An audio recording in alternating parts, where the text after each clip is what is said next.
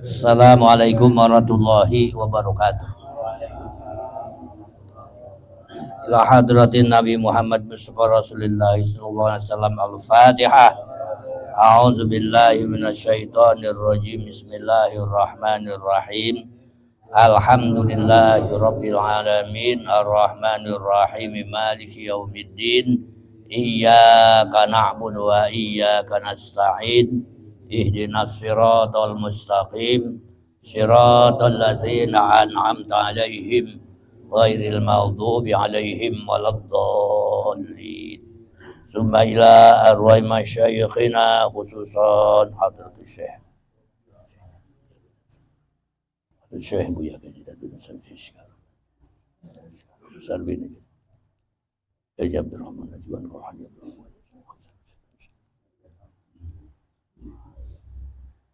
As'alukal karamata wal barakata alaihim. Al-Fatihah.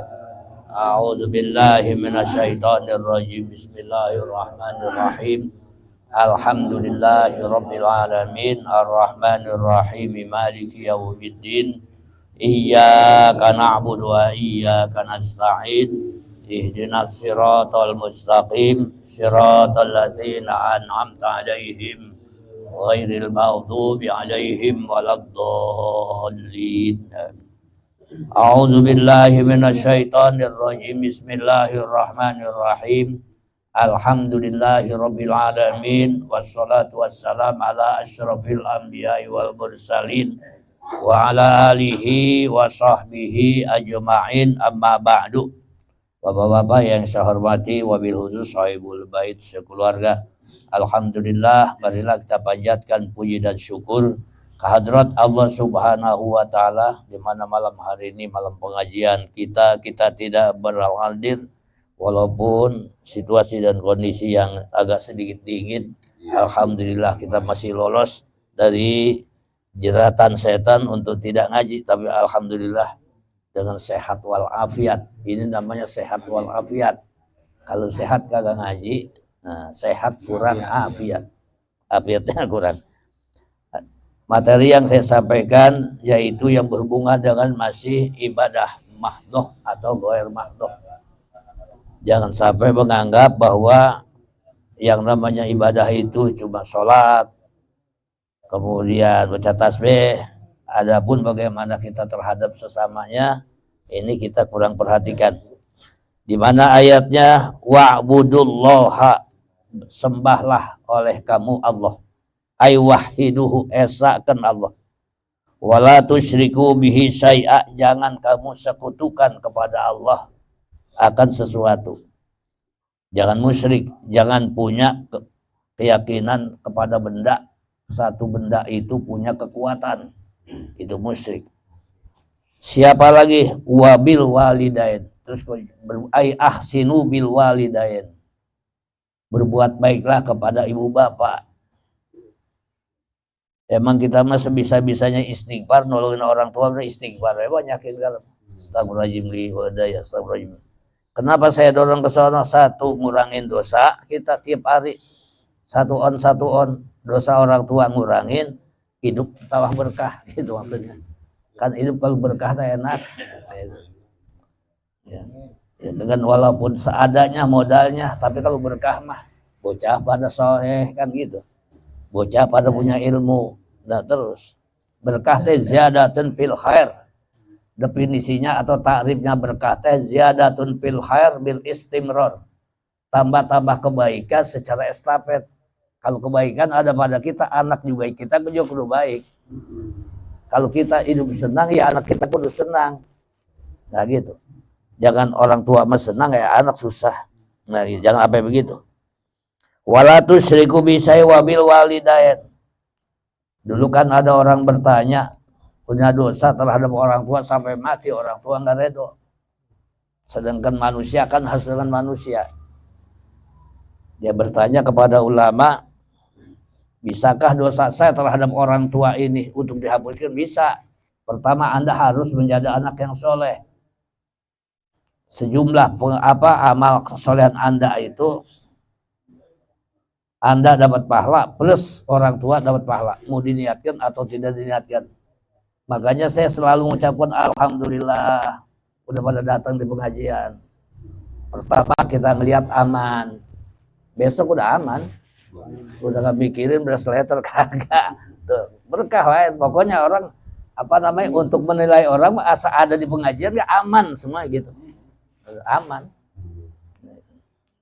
Kalau ibu-ibu begitu juga, asal udah ladin majlis taklim gak aman, berarti dapurnya aman. Nah gitu.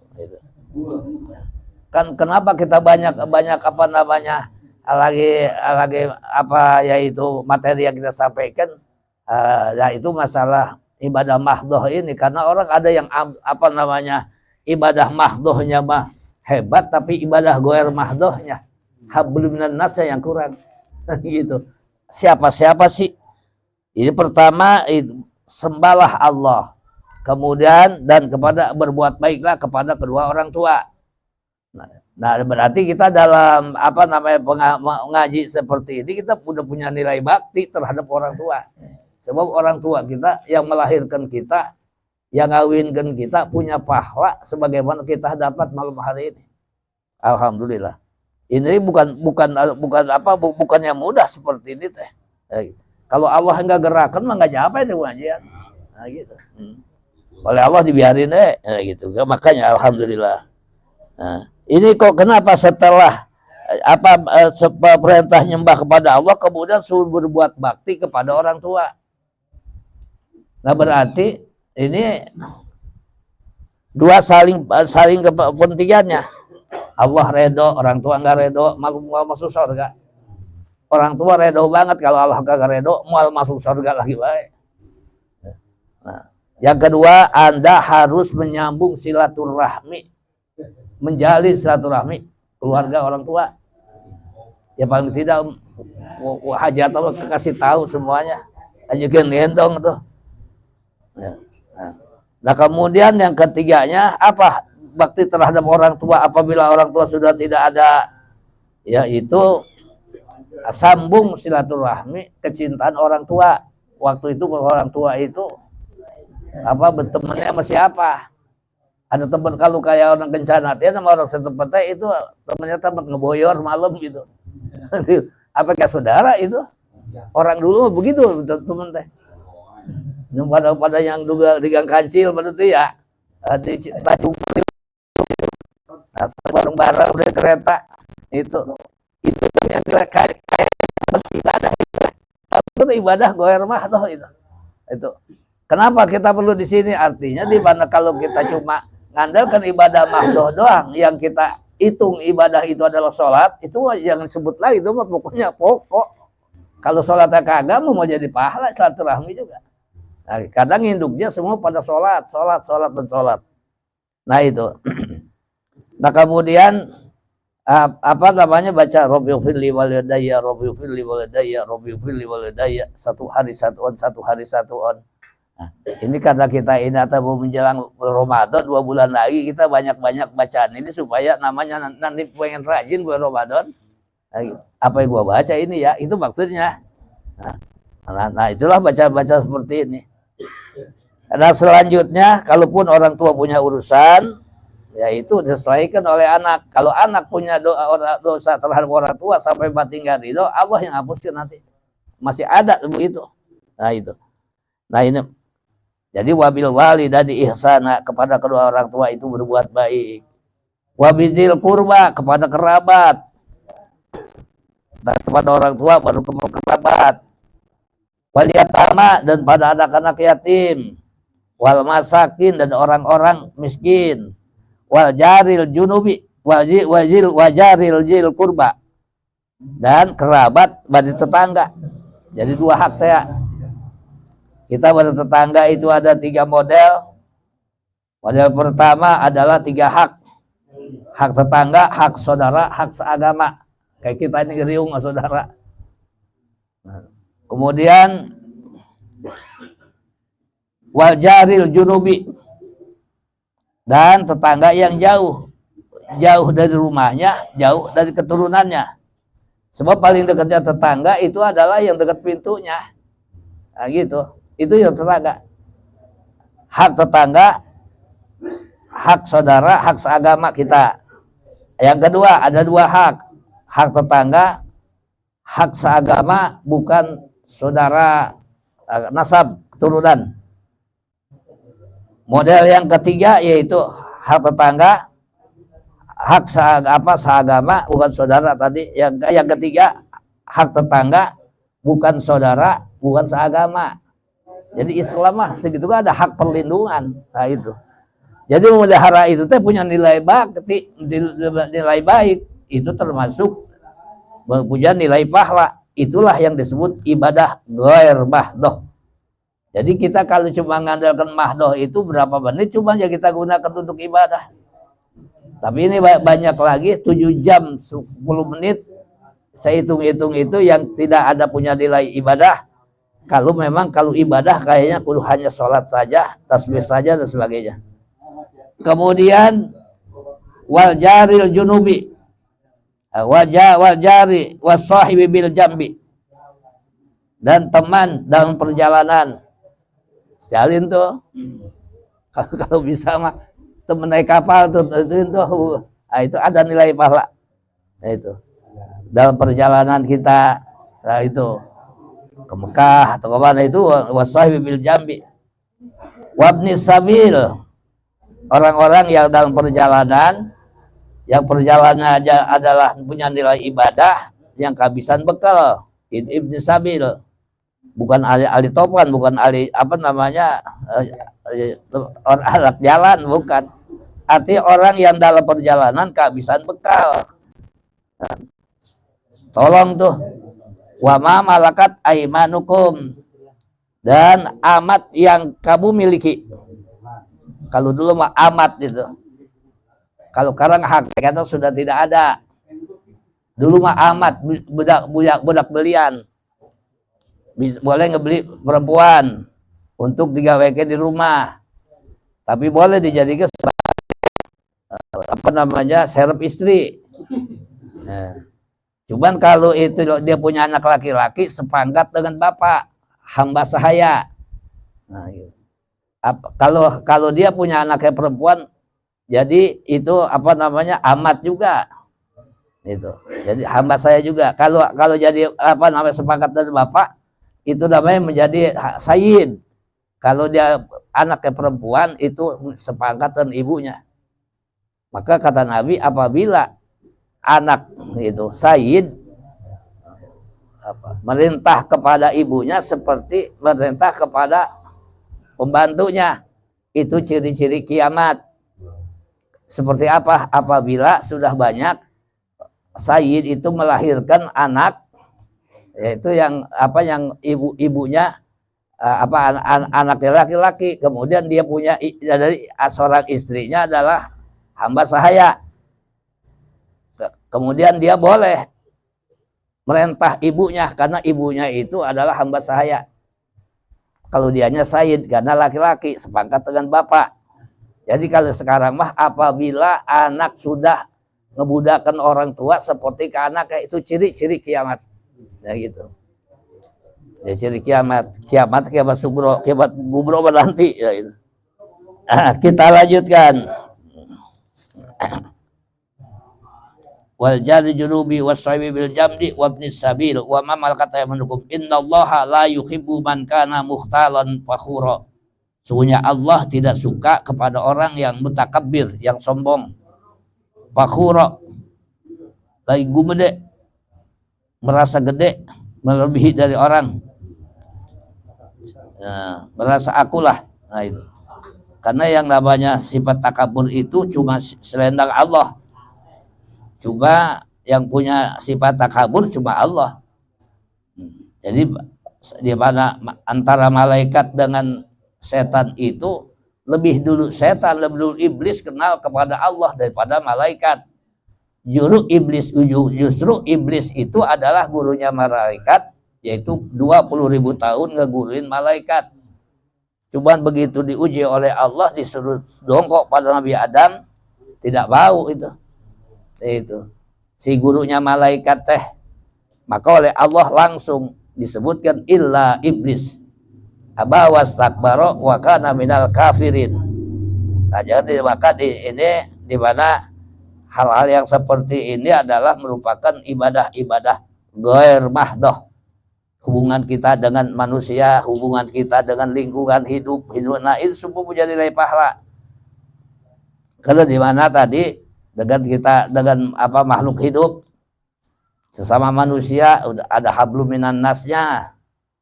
Sebab apa? Seorang ada yang salah atau dalam pelanggaran hukum itu yang hubungan dengan sesama manusia. Dia fokusnya kepada ibadah itu adalah sholat. Padahal sholat itu adalah sebagai pokoknya. Pokok dari sebuah induknya amal adalah sholat. Maka kita yang sudah melaksanakan sholat, kita ucapkan alhamdulillah. Inilah hidayah dari Allah kepada kita, yang mana kita ini sudah dengan pendidikan orang tua kita dididik untuk kita melakukan sholat. Ini berat banget sholatnya sebenarnya kalau nggak biasa mah. Iya. Ya sekarang kita sholat, apalagi baru dingin begini, berat banget sholat kalau nggak dibiasain. Nah maka oleh karena itu, nah disinilah apa yang dimaksud adalah harus rasa tumbuh, punya rasa peka, bahasa kitanya mah. Kalau ngelihat orang lagi kesulitan teh, yang bisa kita bantu pemikiran bantu apa bisa gitu kan. Sebab Allah itu, Nabi itu mengatakan, man kana lahu malun falyatasaddaq bimalih. Siapa orang yang punya harta, kalau sesamanya itu kebutuhan, ya falyatasaddaq bimalihi, sedekahkan hartanya. Jadi harus peka bahasa kitanya mah. Kalau peka teh jangan ku disuruh, panggilah jiwa cepat begitu. Kalau bocah tiaan mah nangis, apa dia bocah mau jajan nggak ada duit apa. Nah, apalagi anak yatim mah gitu. Jadi sini pada yatim dah, gitu. Ya. Kepada anak-anak yatim, kepada tetangga, kemudian kepada lingkungan. Sebab ada orang yang manusia itu kan yang namanya nggak luput dari 3, yang positif, yang negatif, yang pasif. Yang positif peka masalahnya terhadap kepentingan lingkungan. Ada yang pasif, ada yang negatif, kagak mau pisan dah, ngebut tahu, yang penting gua urusan gua beres. Nah, gitu. Yang ketiga pasif teh dikata kelihatannya ada perhatiannya, kagak, itu juga kagak, serba kagak teh, itu pasif namanya. Nah itu semua ibadah semua, nah, gitu. Maka disinilah arti yang dimaksud adalah untuk melengkapi, memenuhi jatah waktu untuk ibadah. Tuntutannya adalah 8 jam. 8 jam untuk ibadah, 8 jam untuk tidur, 8 jam untuk usaha. Jadi kalau dihitung-hitung, kalau kita tidur 8 jam, kalau punya umur 60 tahun, yang pakai ditidur saja 20 tahun.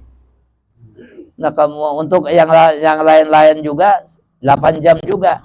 Nah, untuk kesana kemari, main yang tidak ada artinya, diperkirakan tuh 8 jam juga. Kalau punya umur 20 tahun berarti yang bakal begitu saja kesana kemari 20 tahun. Udah 40 tahun.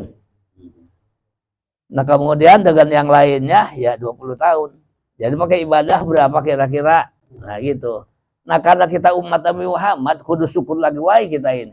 Dikit lagi kita akan datang bulan Rajab.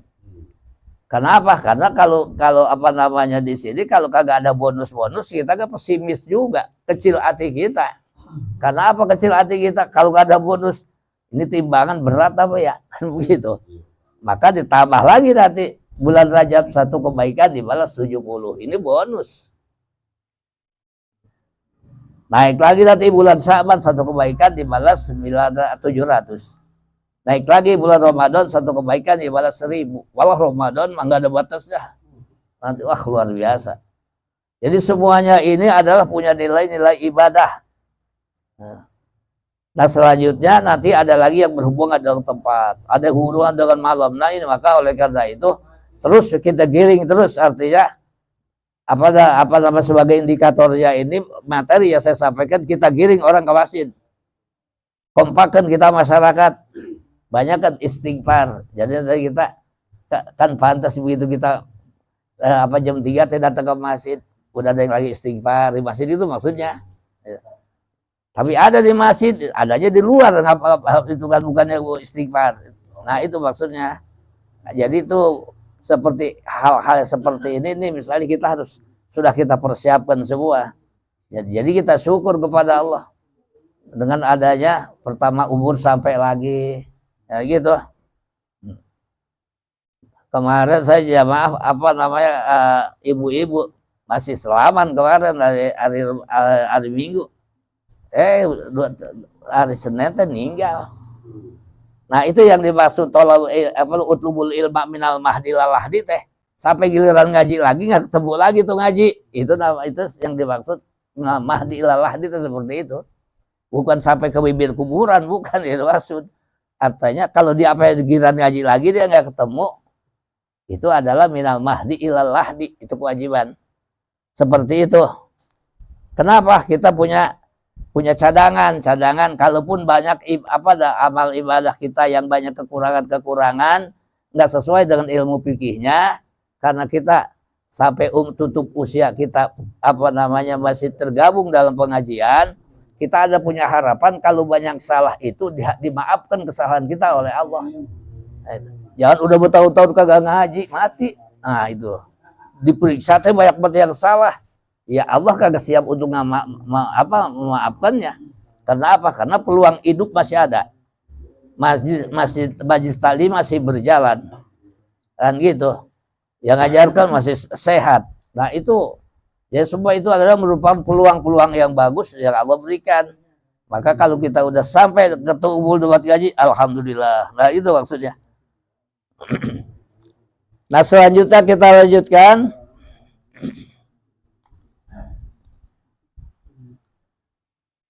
Siapa tadi yang dimamankan muhtan fakhur teh? Alladzina yabkhuluna wa ya'muruna an-nasa bil bukhli wa yaktumuna ma atahumullahu min fadlih. Yaitulah orang-orang yabkhuluna, orang-orang yang koret bima yaju alaihim, kepada perkara yang wajib alaihim atas mereka. Wa ya'muruna an-nasa bil bukhli. Udah berdirinya koret, merintah orang berbuat koret. Wa yaktumuna ma atahumullah, dan mereka orang-orang yang menyumputkan apa yang Allah berikan kepada mereka, min fadlihi, dari anugerah Allah, minal ilmi, daripada ilmu, wal mal, dan harta. Sebab ada beberapa hal yang apabila diminta ada, wajib dikasih. Pertama ilmu, nah gitu. Wal mal, harta. Siapa mereka itu yang koret-koret itu? Wahum al Yahud, ya mereka orang-orang Yahudi. Siapa sih orang Yahudi teh? Keturunan Nabi Yakub. Nabi Yakubnya bin Ishak bin Ibrahim. Jadi dari istri muda, dari istri tua tuh. Jadi Nabi Ibrahim punya istri dua, punya keturunan besar, yaitu Siti yaitu Siti Sarah, kemudian Siti Hajar. Kalau Siti Sarah istri tua, udah tua nggak punya anak, musyawarah kepada istrinya, bagaimana kalau bapak kawin lagi? Tujuannya apa Pak? Bahasa kita aja apa? Tujuan bapak adalah untuk keturunan. Karena bapak pikir ini generasi penerus siapa ini kalau bapak nggak meninggal, bahasa kita aja begitu. Ya kalau itu tujuannya silahkan Pak. Nggak lama dapat, baru merem juga kali. Nah, itu siapa? Ya, Siti Hajar. Orang mana Siti Hajar? Orang Afrika. Dia sebagai apa? Hamba sahaya. Begitu dikawin oleh Siti Nabi Ibrahim, nggak lama punya anak. Yang kemarin ngerespon, ya kagak enaknya Adam Jai ceritanya. Yang dikawin sama itu nggak lama hamil. Ngebuntingkan siapa? Ngebuntingkan Nabi Ismail. Nah kemudian Nabi Ismail 11 tahun usianya, Siti Saroh hamil. Nah, ngandung siapa? Ngebuntingkan siapa? Ngebuntingkan Nabi Ishak. Ishak punya anak Nabi Yakub, ya Yakub punya anak 12, itulah Bani Israel. Nah kemudian salah satu daripada anak Nabi Yakub adalah tidak percaya kepada ayat-ayat Allah dan tidak percaya kepada Rasul-Rasul yang diutus oleh Allah. Nah itu. Malah banyak para nabi yang dibunuh tanpa hak. Langsung oleh Allah dihukum duribat alaihimuz zillatu wal maskanah. Dikenakan pada mereka itu adalah kehinaan dan kemiskinan. Sampai hari kiamat dia dikutuk oleh Allah. Makanya sampai sekarang Bani Israel tetap membombardir itu Palestina. Sampai kiamat ya begitu. Dikutuk hatinya oleh Allah. Nah itu jadi Yahudi itu paling koret-koret di dunia adalah Yahudi. Udah kagak ada lagi. Udah paling koret-koret itu adalah orang Yahudi yang tadi alladzina yabkhuluna wa ya'muruna an-nasa bil bukhli.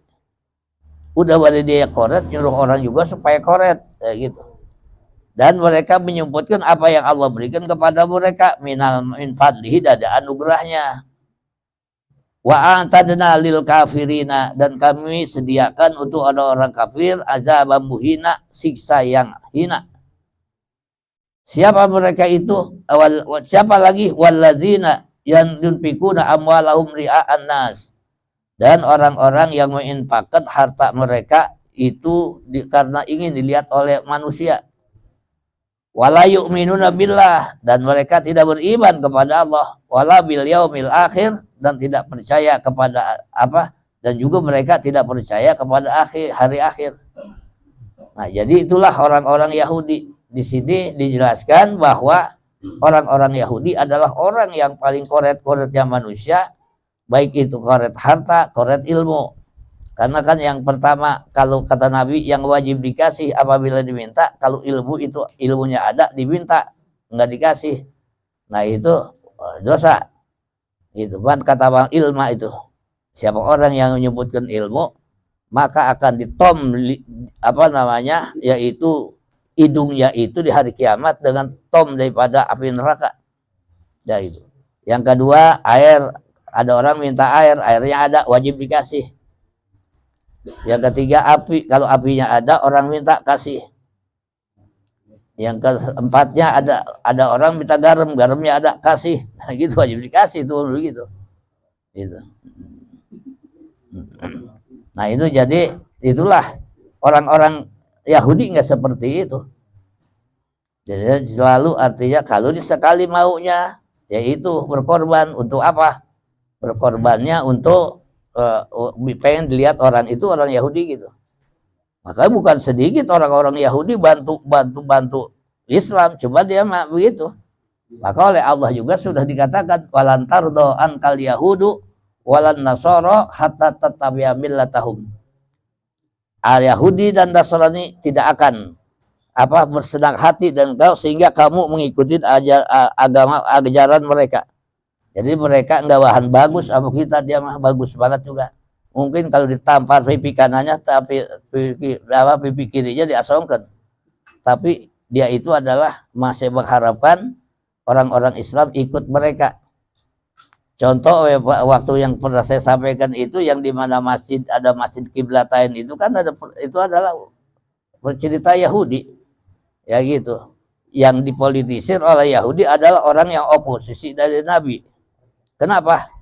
Oposisi dari Nabi karena diuji keimanannya konsekuen atau tidak orang itu terhadap agama yang dibawa oleh Nabi Muhammad. Nah gitu. Begitu Allah pindahkan kiblatnya, qad nara taqalluba wajhika fis sama falan walliyannaka qiblatan tardoha fawalli wajhaka syatral Masjidil Haram. Langsung bergeser yang tadinya ke Masjidil Aqsa ke Masjidil Haram lagi. Akhirnya orang yang tadi udah ikut Nabi Muhammad ketika Nabi Muhammad itu hijrah dari Mekah ke Madinah, balik lagi ke agamanya, murtad lagi. Padahal diuji oleh Allah. Yang akhirnya orang yang oposisi oleh orang Yahudi yang koret kayak gitu didanai untuk membangun masjid, nah gitu. Yang di Quran disebut masjid dirar. Itu masjidnya bukan dibangun dalam usus ala takwa, akan tetapi masjid dibangunnya atas dasar untuk menghancurkan manusia, sebagian ke sono sebagian kemari. Itu tujuan mereka tuh Yahudi begitu. Maka bau banget itu bangun masjid, bantu bangun masjid ya untuk umat Islam gitu. Nah, sampai sekarang juga begitu. Jadi sekali namanya mau berkorban, nggak karena Allah mereka mah, nah, gitu. Nah ini jadi, nah disinilah Bapak saya hormati. Jadi yang dimaksud kita ini adalah sebagai manusia punya tanggung jawab terhadap sesamanya. Bahasa kita mah adalah dengan toleransi kemanusiaan. Sampai beda agama kita punya masih dinilai baik juga, diberikan pahala juga apabila bisa berbuat kepada orang yang beda agama. Ya tadi dengan satu hak tetangga, bukan saudara, bukan seagama. Nah itulah. Jadi apa yang dimaksud di sini adalah sama orang-orang yang lebih agama aja masih dikasih pahala berbuat baik teh, apalagi sesama Islam, sesama orang Islam. Nah itu. Nah disinilah untuk melengkapi memenuhi daripada 8 jam ibadah itu sampai terhadap orang non muslim juga. Artinya kalau kita bisa berbuat baik punya nilai baik seperti itu. Nah itu. Jadi kita itu punya nilai baik termasuk dari ibadah ghair mahdoh, mal wasilah terhadap anak yatim. Nah itu misalnya yang ibadah punya nilai pahala. Sebab kata Nabi al-amalu soleh, maka Nabi arba'ati asya'a, amal soleh itu perkara yang didasari 4 perkara. 1 ada iman, ciri khas mukmin sholat. 2 ilmu. Yang 3 sabar. 4 ikhlas. Nah kalau bicara ikhlas udah jangan diucapkan ikhlas lagi. Saya ikhlas banget. Kalau kata ikhlas kita sebutkan di lidah kita, kata kita ikhlas, itu bukan ikhlas, riya malahan. Supaya orang tahu kita ikhlas. Nanti juga urusan ikhlas nanti. Orang apabila sesuatu perbuatan yang didasari dengan ikhlas itu akan kuat, akan bisa bertahan lama. Nah gitu. Ya karena kita yang namanya berkawan dan bersaudara gitu, berteman itu kalau ikhlas di dunia sampai ke akhirat juga nanti ini teman ini akan bisa diperbantukan amal solehnya untuk menambah banyak, menambah kekurangan dalam timbangan amal kita. Itulah teman. Jadi makanya di dunia ini emang dianjurkan supaya banyak teman. Temannya teman kita, musuhnya teman kita juga teman kita. Jadi enak kita punya kawan banyak teh. Di mana noncolok kita ada teman kita, ya gitu. Jadi inilah artinya di dalam masalah ibadah itu yang kembali lagi kepada masalah ibadah mahdoh. Ibadah yang rupanya bukan ibadah tapi punya nilainya nilai ibadah. Cuman itu namanya ibadah ghair mahdoh. Kalau yang namanya sholat ibadah ghair mahdoh. Kemarin itu kan kita perkuat masalah sholat itu. Sebab apa? Sebab semuanya induknya amal adalah sholat, ciri khas mukmin. Contoh misalnya ini yang menemu listrik. Bukan orang Islam, orang kafir. Kalau orang Islam luar biasa ini. Kagak ada pahalanya buat penemu listrik gitu. Tapi kalau emang orang Islam kagak ada imannya. Kita pakai gaji, kita pakai sholat di musola. Sampai tadi juga yang kata saya, Nabi mengatakan, man asroja sirojan fil masjidi gitu. Lam tazalil malaikatu yastaghfiruna lahu madama jalika dau fil masjid. Siapa orang yang menerangi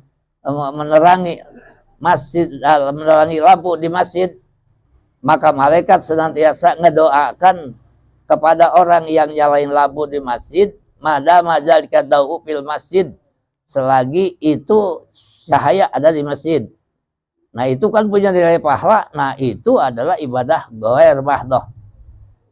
Ada lagi hadis Nabi, man basatal hasira fil masjid lam tazalil malaikatu yastaghfiruna lahu madama zalikal hasir fil masjid. Siapa orang yang ngegelar ketika di masjid senantiasa malaikat mintakan ampun kepada Allah kepada yang ngegelarkan zikir di masjid, madama zalikal hasir fil masjid, selagi itu zikir ngegelar di masjid.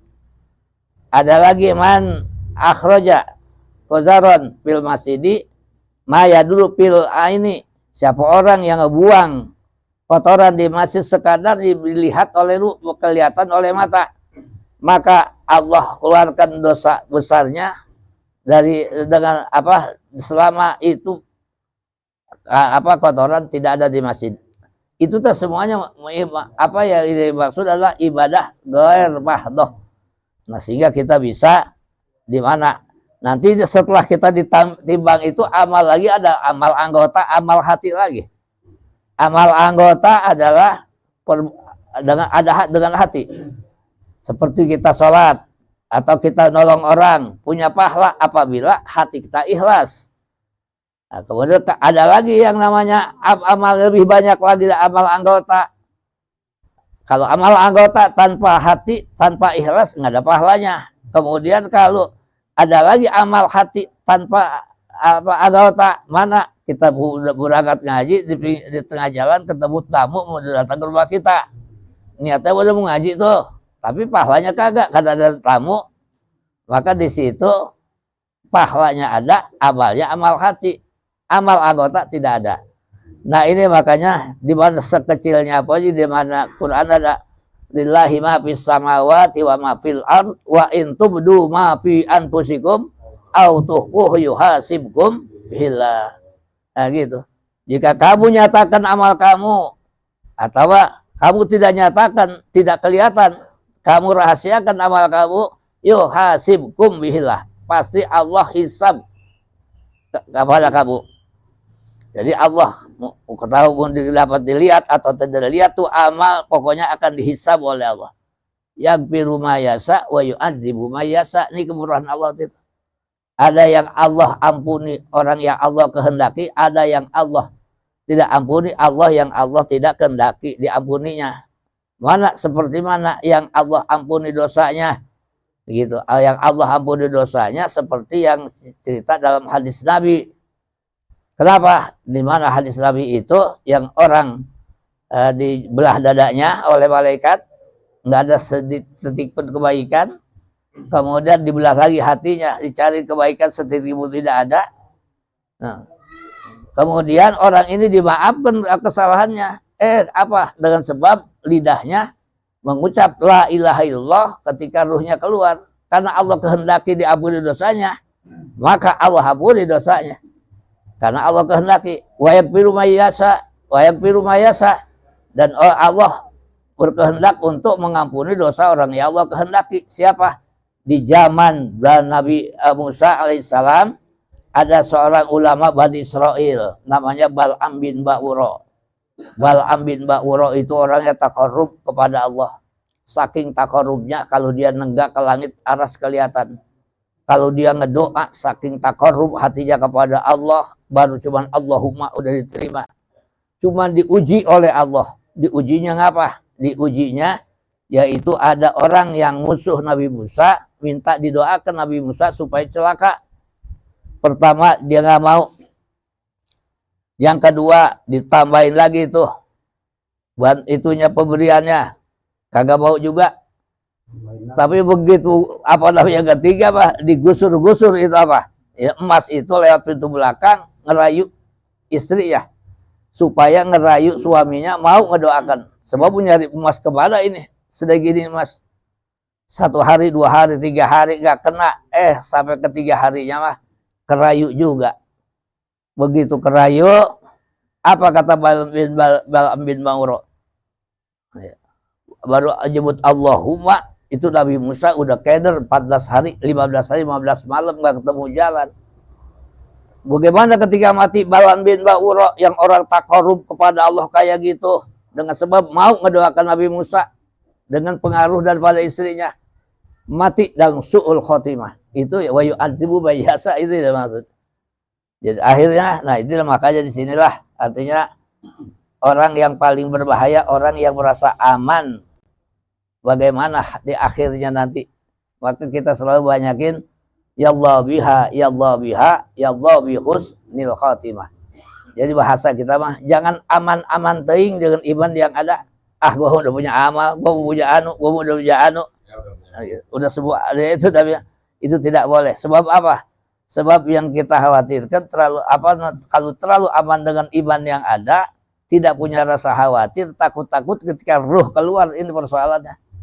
Mudah-mudahan ini yang saya sampaikan, memang kita terus mendorong adalah masalah ibadah ghair mahdoh untuk untuk memenuhi jatah 8 jam di dalam satu hari satu malam beribadah kepada Allah.